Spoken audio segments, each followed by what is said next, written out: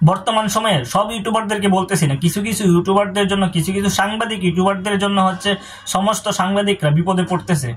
এফডিসির ভিতরে যে ঘটনাটা ঘটছে এটা হচ্ছে একটা লজ্জানীয় বিষয়। শিবা শানু মানে এফডিসির ভিতরে সাংবাদিকের গায়ে হাত দিছে, আর হচ্ছে জয় চৌধুরীর নির্দেশনায়, জয় চৌধুরীর নেতৃত্বে কিন্তু সাংবাদিকের উপর আক্রমণটা করা হয়েছে। এটা খুবই লজ্জাজনক। একজন সাংবাদিক হিসাবে বা যারা সাংবাদিক আছেন দেশে, মানে কিছু কিছু সাংবাদিকের জন্যই কিন্তু চলচ্চিত্র জগতের হিরো বা ভিলেনরা কিন্তু এই সমস্ত কাজগুলো করতে সাহস পায়, বা বাংলাদেশের বিভিন্ন শ্রেণী পর্যায়ের মানুষরা কিন্তু কিছু কিছু সাংবাদিকের জন্যই কিন্তু এই সমস্ত কাজগুলো করতে সাহস পায়। তা আমি অচিরেই বলবো যে এই সমস্ত সাংবাদিকদেরকে চিহ্নিত করেন এবং চিহ্নিত করে ওদেরকে আইনের আওতায় নিয়ে আসেন। কারণ এফডিসির ভিতরে যে ঘটনাটা ঘটছে এটা খুবই লজ্জাজনক, একটা বাংলাদেশের জন্য এটা খুবই একটা লজ্জাজনক বিষয়।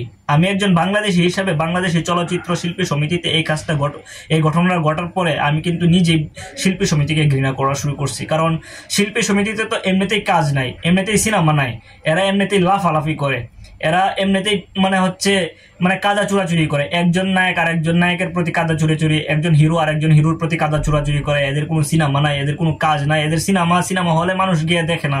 তারপরেও এসব কাজ করাতে কিন্তু মানে খুব কষ্ট লাগে। যে বলতেছে এইসব সাংবাদিকরে তোমরা কেন এত যাইতে হবে ওদের কাছে ইন্টারভিউ নেওয়ার জন্য, ওদের পিছনে পিছনে কেন যাইতে হবে? এক দুজন সাংবাদিক গেলেই যথেষ্ট, তারা বছরে একটা কাজ করতে পারে না। এই সমস্ত হিরো ভিলিয়ানরা যখন সাংবাদিকের গায়ে হাত দেয় এটা খুবই লজ্জাজনক এবং নিন্দনীয় কাজ, এটা খুবই ঘৃণিত কাজ।